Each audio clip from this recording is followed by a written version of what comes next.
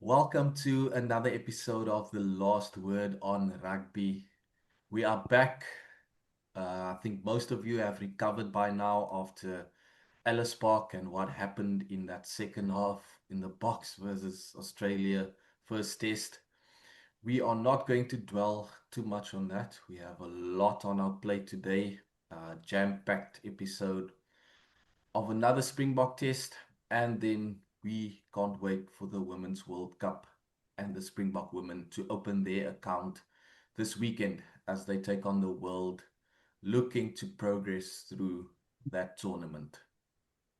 With me today, John Goliath, Mike Greenaway. Mike was up in Josie. He says he is recovered, and he certainly he doesn't want to dwell too much on that topic, but we'll go over to him in a bit. If you haven't yet, share this video, click that like button. Also check out our YouTube channel, The Clutch, where we will bring you everything from the Springboks to the Women Boks and then the URC that's starting in a month or so.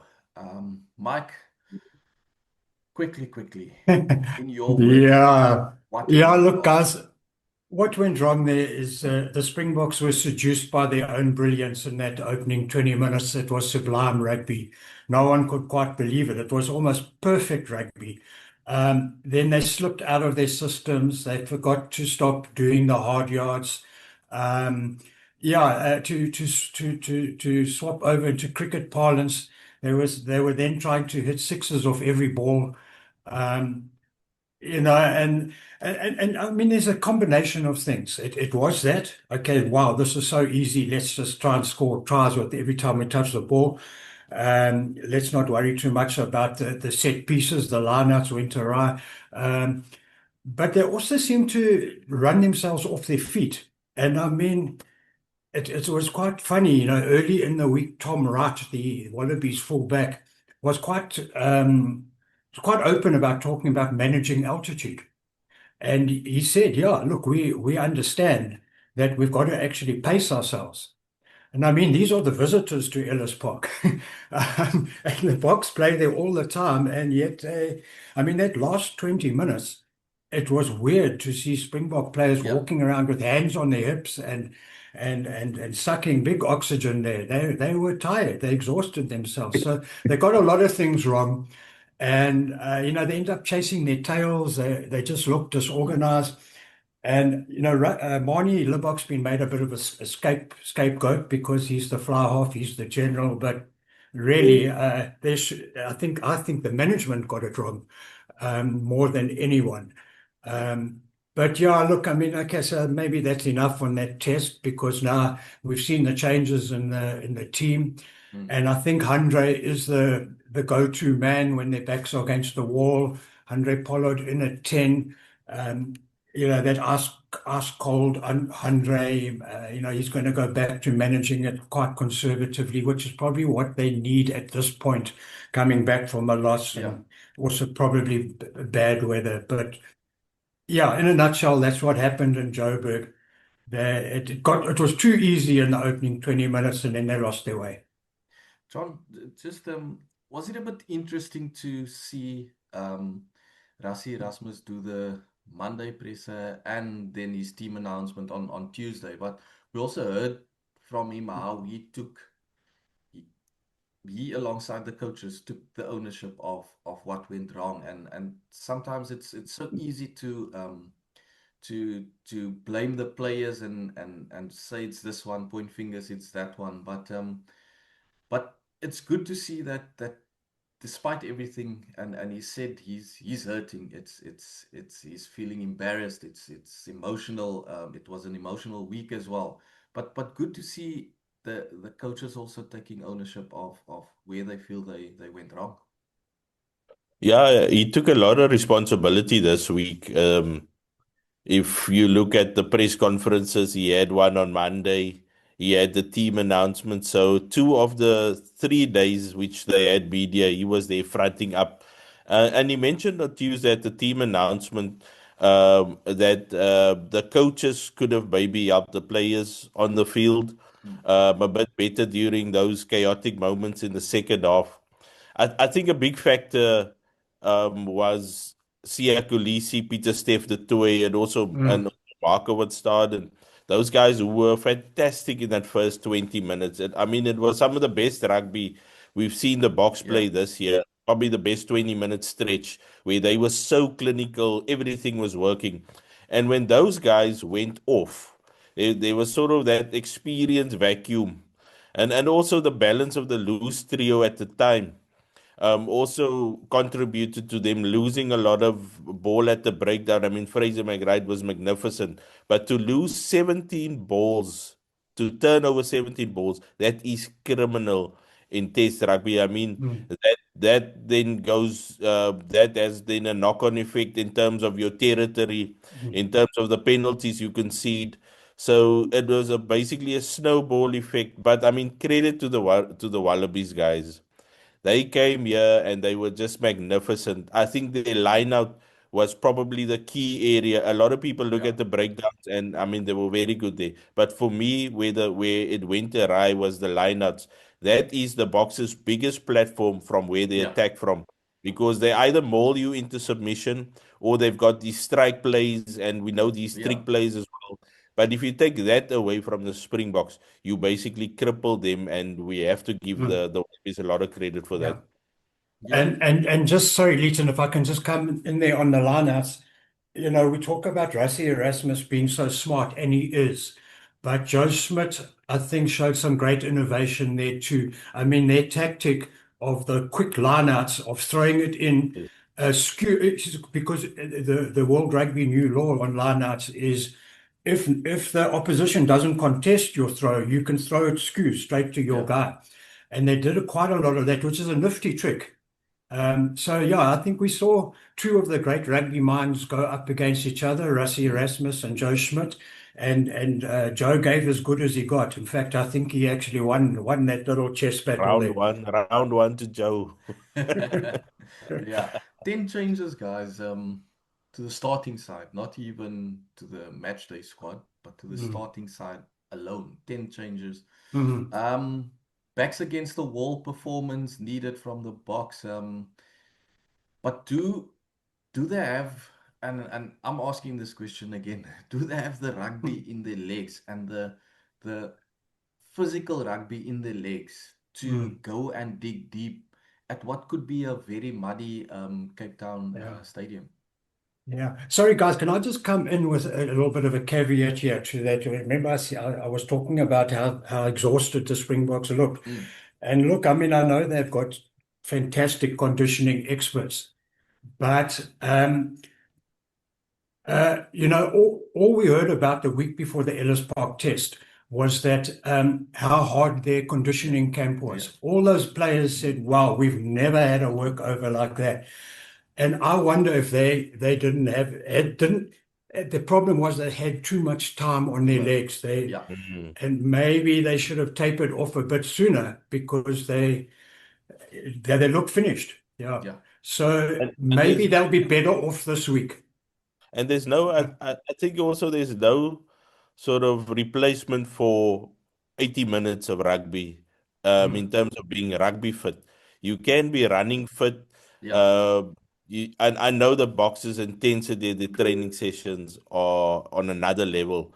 But I mean, what the Wallabies went through the couple of weeks before, they played three grueling test matches against the British and Irish Lions, and they just looked match fit, battle hardened.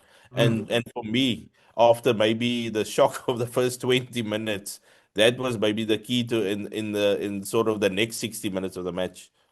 Yeah, yeah. That good they've point. been, yeah, they've been through that, so they knew how to hang in there. Like teams fall off in minute, what is it, minute 60 on the Highveld. They fall off. The lungs start burning, but yes, like they just look like a totally different team to one that toured here a couple of years ago and Mm, and almost went what they went 4 games with a 4 game losing streak, they came here, and the Boks wanted to make it five And they because had an extra forward on the bench yeah, also. Remember, they yeah, went into the game bomb squad. with a 6-2 bench split, while the Box went into 5-3 with a hybrid. And then Siya Kolisi got injured. Peter Steph the Toy was concussed. Marco van Staden went off with a concussion protocol. So yeah, and for the changes this weekend, I think we saw four changes. We know the Toy is out, Kolisi is out injured. Injury enforced. Yeah, Inval van der Merwe as well as Kurtley Arendse. So the experience the Box brought in now, I think that is going to be also very key with Cheslin Colby coming in, Mm. Damien de Allende. But also for me, I think the biggest talking point and the biggest change in that backer is the back row with yeah, Franco Mostert coming in at 7. I think it's a big game for him at 7. Mm. Um, especially because they'll need to get around the park to sort of secure the breakdown, especially at their own ball. And then a former Sharks man, Mike, in Yeah, Jean-Luc du Preez. That is quite an interesting yeah. selection at number. Yeah, it is an absolutely massive game for him, and I'm very pleased that he's actually getting this chance, even if it's, I wouldn't say default. Well, it is. I mean, if Jasper was fit, I mean, not suspended, he would be starting, and Sia would be continuing if he wasn't injured. And by the way, listeners, viewers, that's 4 to 6 weeks for Sia. He might, given his miraculous way he recovers from knee injuries, don't discount him yet for Eden Park on September the 6th, but it looks like he's could be out for those New Zealand tests, but we hope. But yeah, so he's kind of come from nowhere, JL, Jean-Luc. He's been holding the tackle bags. He came back for that Barbarians, and I think he had paternity leave and he went away. And then he's just been on the outside. But boy, can he make a point? And if you watch him playing for Sale Sharks in the English Premiership, he's one of the strongest ball carriers that you in that competition. A very physical guy. So yeah, this is his golden opportunity, even if it's come by default. Boy, he's the man in the jersey. He loves the physical stuff. He can carry like Jasper, even more so. So yeah, all eyes on Jean-Luc du Preez. This is his shot. yeah, and just on him, John, it's what the first test start since 2018, if I'm not mistaken. And 7 years. yeah, that's 7 years, and in a crunch match like this, just yeah, you chatted to him obviously in the week, and just what's his expectations of the game? I think he looked really emotional talking about Mm, his journey over the yeah, last 7 years. I mean, over the last 7 years, the Boks have probably played what, over 70 test matches. They've won 2 World Cups.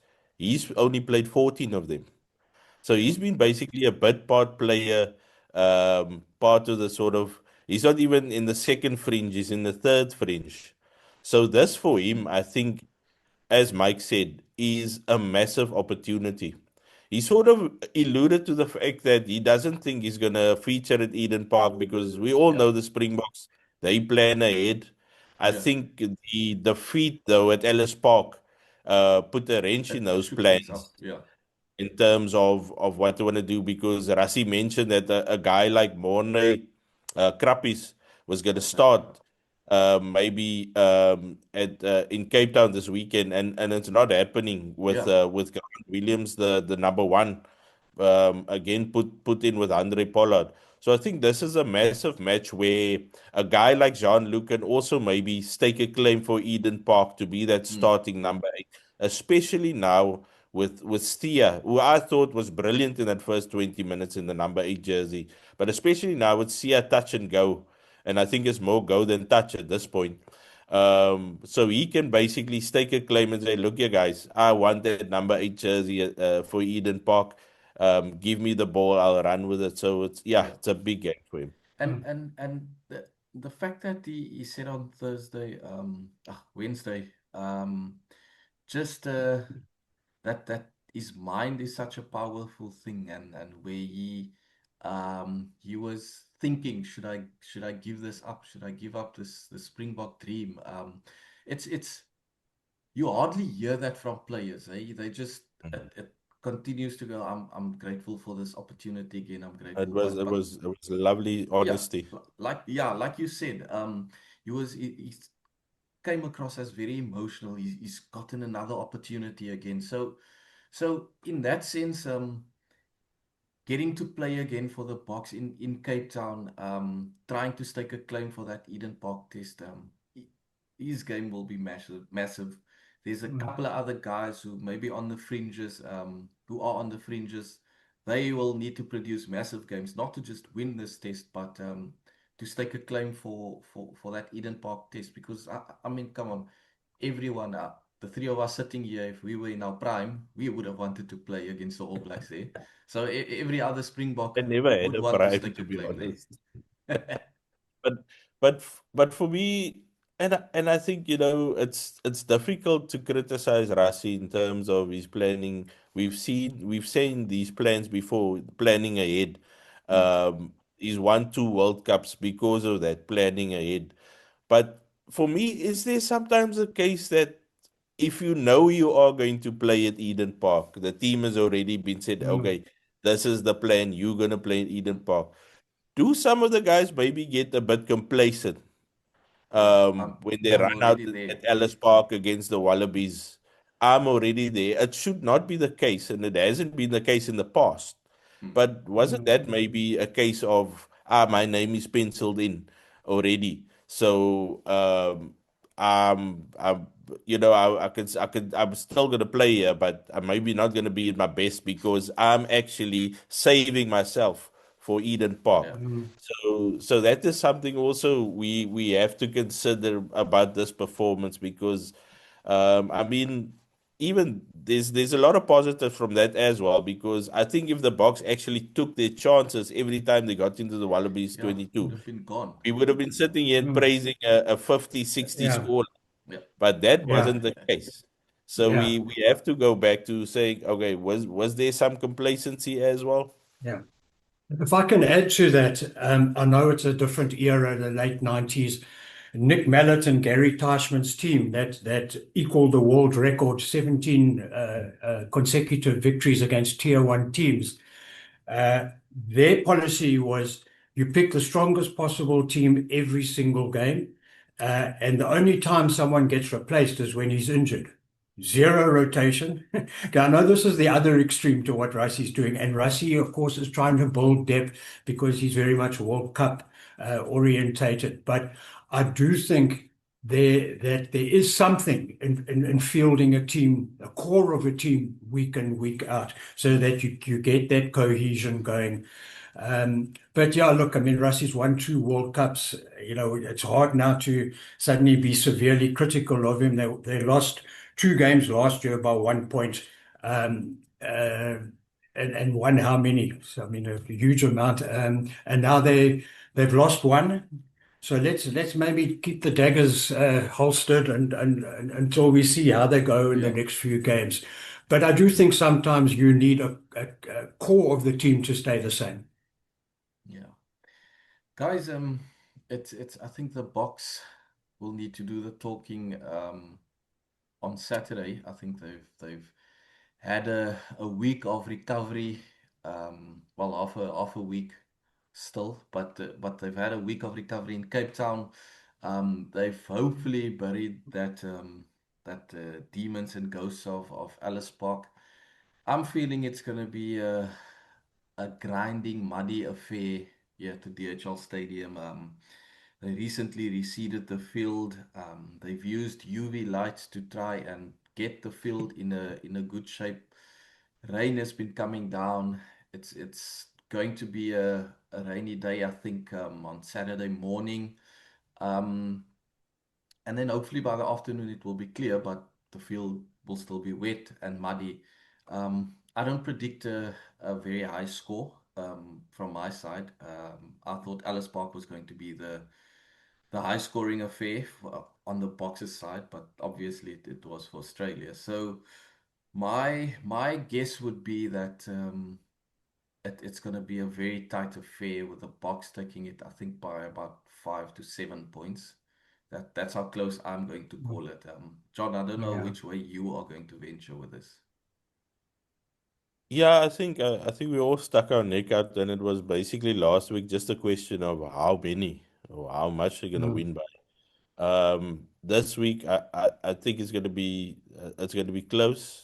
The Wallabies I think would have taken a lot of confidence Mm. from Ellis Park, and their last game against the British and Irish Lions they also played in the wet, so they are actually quite competent to play in the wet. For me, it's going to be about taking control. Mm. Um, I think the Springboks' side is a lot more balanced in Mm. terms of their bench looking to make an impact. I mean, you've got guys like Lood de Jager and Eben coming off the Even bench. out there, yeah. That is Mm. massive already, and you've got Argie Snyman, which I think was criminal that he didn't start at Ellis Park. If you're gonna play the sort of way they played Yeah, at Ellis Park, you would have thought that Argie Snyman would be Mm. part of that bomb squad featuring to some come way, on in yeah. that second half because of his mobility, his ability to offload, and he's just a freakish rugby player. But he's gonna be in from the start alongside Rowan Nortje, who's also got an excellent work rate. So yeah, I think it's gonna be close, but yeah, I'm gonna give it to the box again. Mm. Yeah. Um, Definitely by about 5 to 10 points.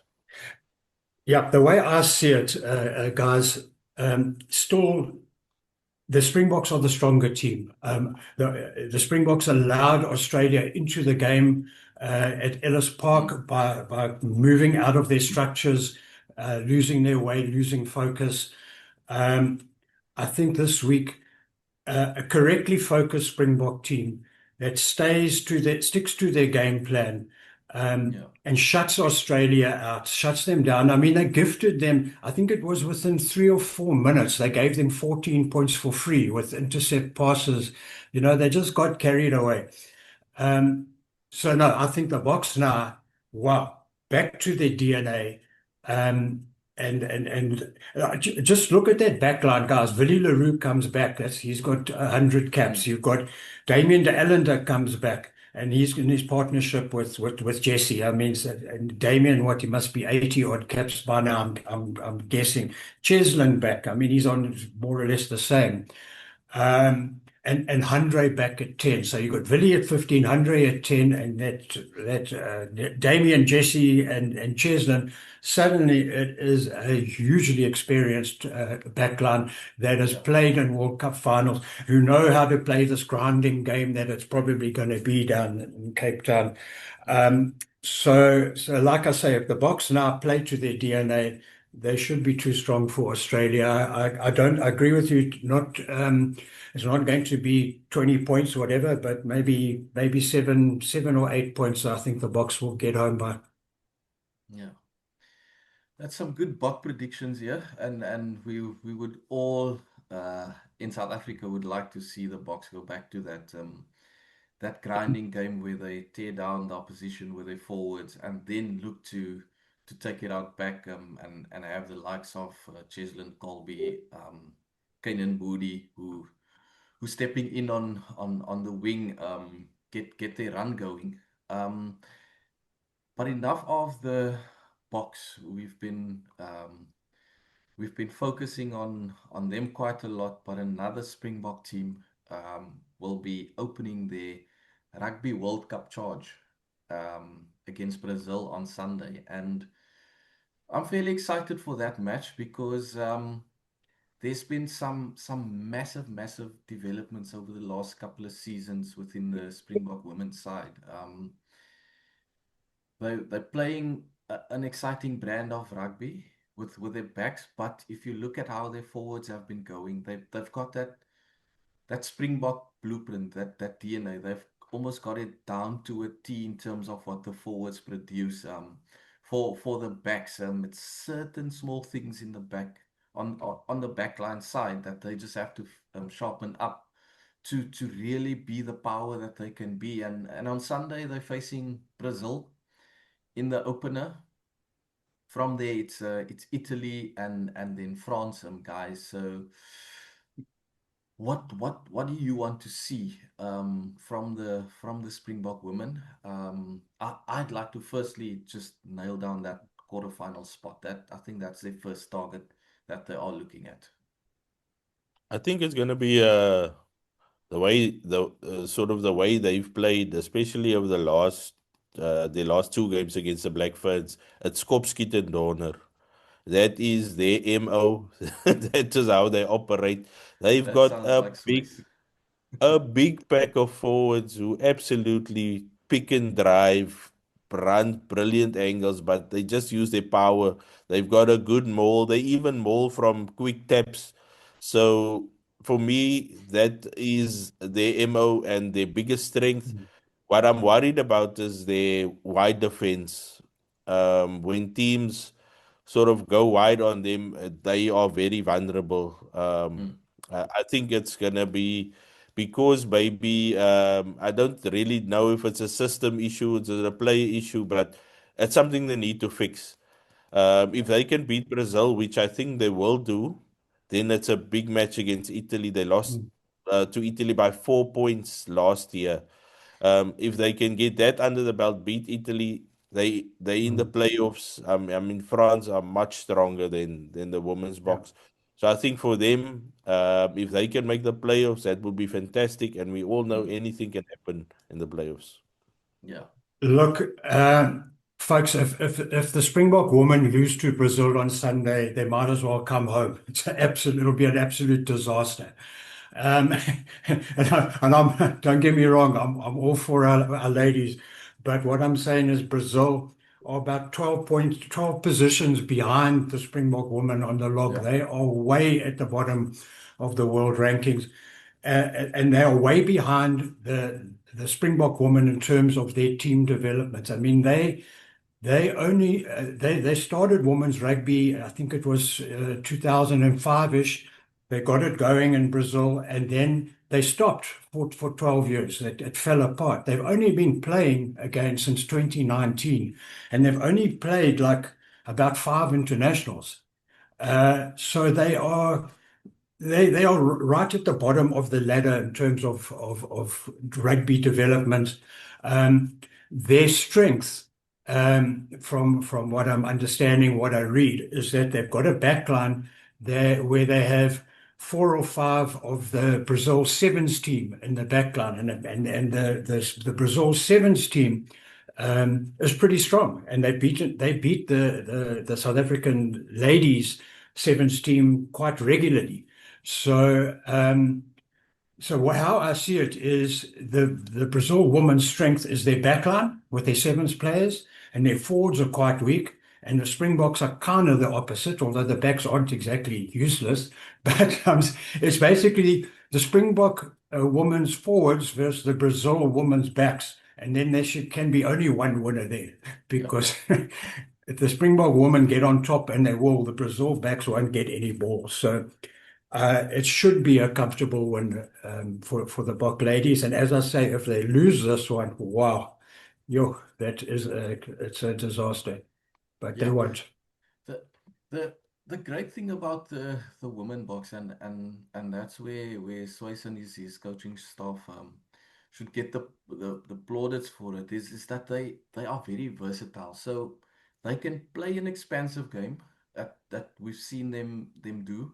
But then also against Canada, I've watched the one test in Rebecca, and if it doesn't work at the back and they can't get the ball out wide to the speedsters, they play a very great direct game. And that's what I think Swayze and coaches like Franzel, Lorien brought in, that they can change up their game plan mid-game and change that approach to being a more forwards based game. And that is where their strength lies. But we also know Sois loves a good runabout with the back line as his Lions teams with Johan Ackerman can testify to.